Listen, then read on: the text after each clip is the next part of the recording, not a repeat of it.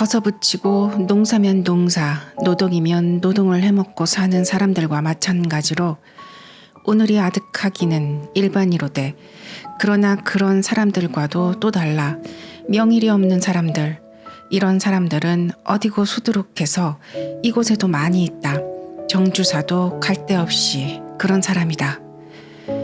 정주사는 시방 미두장 앞 큰 길 한복판에서 다 같은 하박꾼이로되 나이 배절문 애송이한테 멱살을 당실하게 따접혀 가지고는 죽을 봉욕을 당하는 참이었다.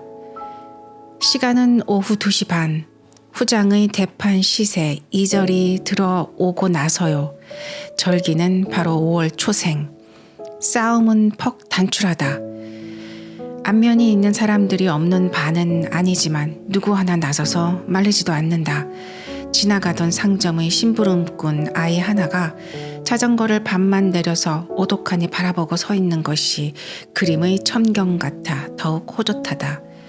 휘둘리는 정주사의 머리에서 필경 낡은 메꼬모자가 건뜻 떨어져 마침 부는 바람에 길바닥을 대구르르 굴러간다. 미두장 정문 앞 사람 무더기 속에서 웃음소리가 와 하고 터져나온다. 미두장은 군산의 심장이요. 전주통이니 본정통이니 해안통이니 하는 폭넓은 길들은 대동맥이다.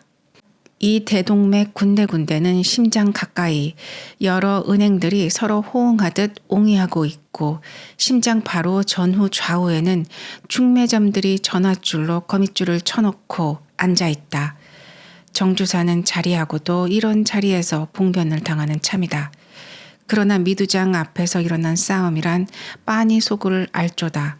그런 싸움은 하루에도 의례껏 한두 패씩은 얼려붙는다. 소위 총을 놓았다는 것인데 미천없이 안면만 여겨 돈을 걸지 않고 하발을 하다가 지고서 돈을 못 내게 되면 그래 내라거니 없다거니 하느라고 시비가 되어 툭탁 치고받고 한다. 촌이라면 앞 뒷집 수탉길이 암컷샘에 후두둑 하는 닭싸움만큼이나 예산일이다. 해서 아무리 이런 큰 길바닥에서 의관께나 한 사람들끼리 멱살을 움켜잡고 얼러붙은 싸움이라도 그리 할 일이 없어서 심심한 사람이 아니면 별반 구경하는 사람도 없다.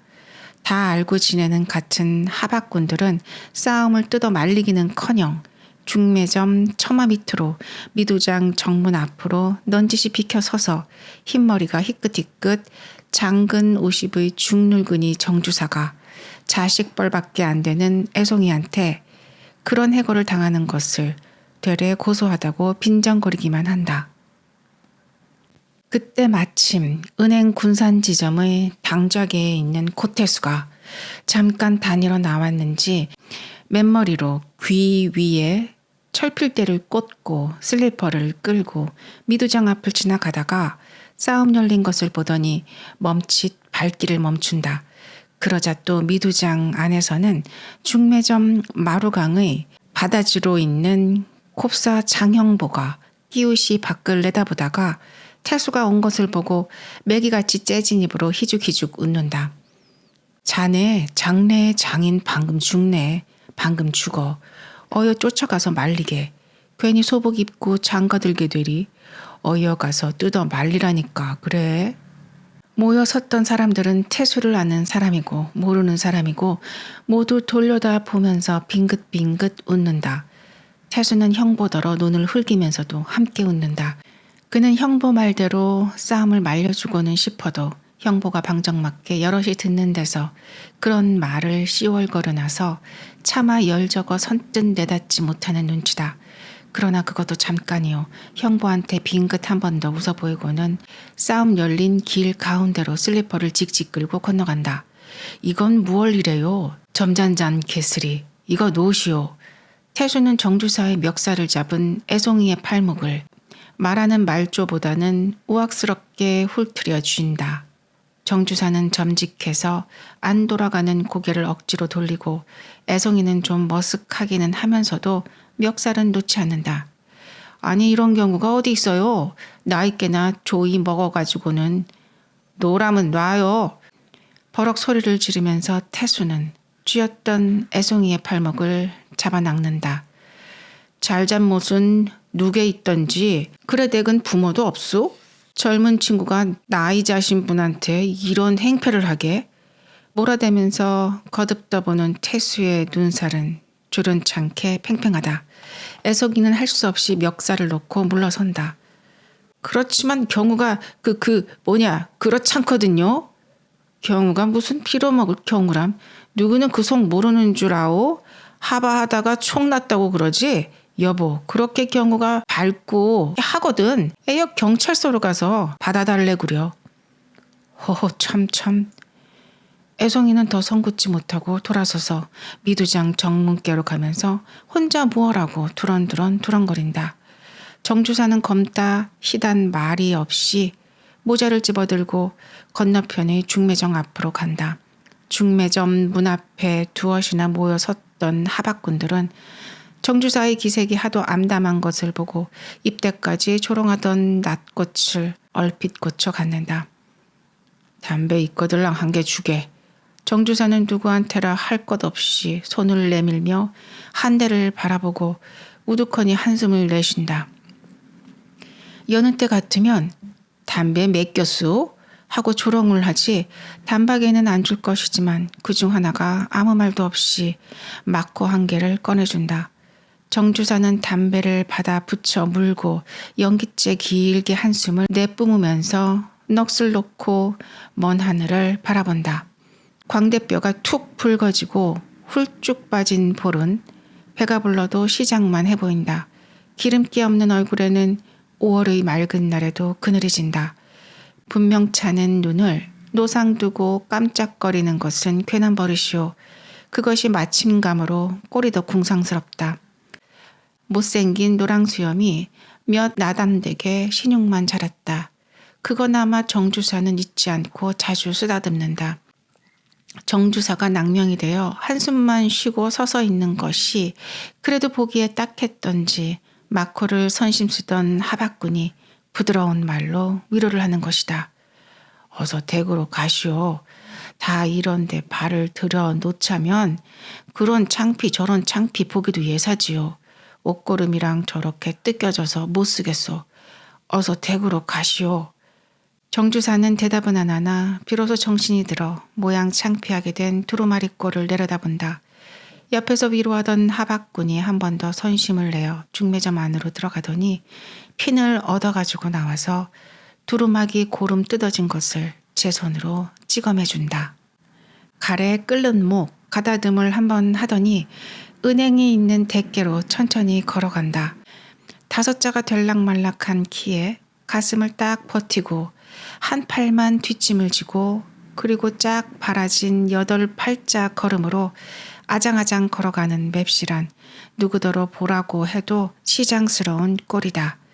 푸른 지붕을 이고서는 은행 앞까지 가면 거기서 길은 네거리가 된다. 이 네거리에서 정주사는 바른편으로 꺾여 동령고개 쪽으로 해서 자기 집 둔배미로 가야 할 것이지만 그렇지 않고 왼편으로 돌아 선창께로 가고 있다. 뒤에서 보고 있던 하박군이 빈정거리는 말인지 걱정하는 말인지 혼잣말로 저 영감 자살하고 싶은가 봐. 그러길래 집으로 안 가고 선창으로 나가지 하고 웃으면서 돌아선다.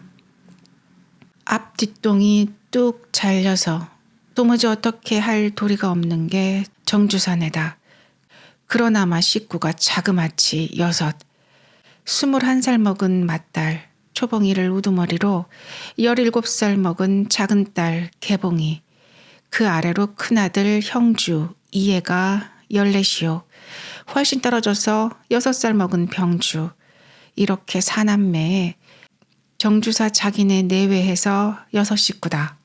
이 6식구가 아이들까지도 입은 자랄 대로 다 자라 누구 할 것 없이 한 그릇 밥을 내놓지 않는다. 그러니 한 달에 쌀 5통, 한 가마로는 모자라고 소브라 연 말은 들어야 한다. 또 나무도 삿대야 하지. 아무리 가난하기로 등짐 장수처럼 길가에서 솥단지 밥을 해먹는 바 아니니 소금만 해서 먹을 수는 없고 하다못해 콩나물 1전어치나 새우젓 꽁댕이라도 사 먹어야지. 옷감도 덜어는 끊어야지. 집세도 치러야지. 그런데다가 정주사의 부인 유씨라는 이가 자녀들에 대한 승벽이 유난스러 머리를 싸매 가면서 공부를 시키는 판이다. 그래서 맏딸 초봉이는 보통학교를 마친 뒤에 사립으로 된 3년제의 S여학교를 다녀 작년 봄에 졸업을 하고 개봉이는 그 S여학교 3학년에 다니는 중이고 형주가 명년 봄이면 보통학교를 마치는데 저는 이제 서울로 올라가서 어느 상급 학교에 다니겠노라고 지금부터 조르고 있고 한데 그러고도 유씨는 막내둥이 병주를 지난 4월에 유치원에 들여보내지 못한 게 못내 원통해서 요새로도 생각만 나면 남편한테 그것을 되살이곤 한다. 이러한 적지 않은 세간살이건만 정주사는 명색이 가장이랍시고 벌어들인다는 것이 가용의 10분지 1도 되지를 못한다. 일찍이 정주사는 겨우 굶지나 않는 부모의 덕에 선빈의 집안의 가도대로 하늘천 따지의 천자를 비롯하여 사선이 삼경이니를 다 읽었다. 그리고 나서 세태가 바뀌니 보통학교도 졸업은 했다. 정주사의 선치는 이만큼 남부럽지 않게 아들을 공부를 시켰다. 그러나 조업은 짙은 것이 없었다. 그것도 있기만 있었다면야 달리 찢길 데가 없으니 고스란히 정주사에게로 물려 내려왔겠지만 별로 운한 것이 없었다. 5월의 하늘은 티끌도 없다. 오후 한나절이 겨웠건만 햇볕은 늙지 않을 듯이 유정하다. 환하게 터진 강심에서는 싫지 않게 바람이 불어온다. 5월의 바람이라도 강바람이 되어서 훈훈하기보다는 선선하다. 날이 한가한 것과는 딴판으로 선창은 분주하다. 칠산 바다에서 잡아가지고 들어온 젖조기가 한창이다. 은빛인 듯 싱싱하게 번쩍이는 춘치도 푼다. 배마다 샘새는 소리가 아니면 닭 깎는 소리로 사공들이 아우성친다. 지게진 짐꾼들과 광주리를 인 아낙네들이 장속같이 분주하다. 강안으로 뻗친 찻길에서는 꽁지 빠진 참새같이 방정맞게 생긴 기관차가 경망스럽게 달려다니면서 빽빽 성급한 소리를 지른다. 그럴라치면 멀찍이 강심에서는 커다랗게 들어누운 기선이 가끔 가다가 우웅 하고 내숭스럽게 대답을 한다. 준설선이 저보다도 더 큰 크레인을 무겁게 들먹거리면서 시커먼 계흙을 파올린다. 마더로스의 정취는 없어도 항구는 분주하다. 정주사는 이런 번잡도 잊은 듯이 강가로 다가서서 초라한 수염을 바람에 날리고 있다. 정주사는 마침 만조가 되어 축제 밑에서 늠실거리는 강물을 내려다본다.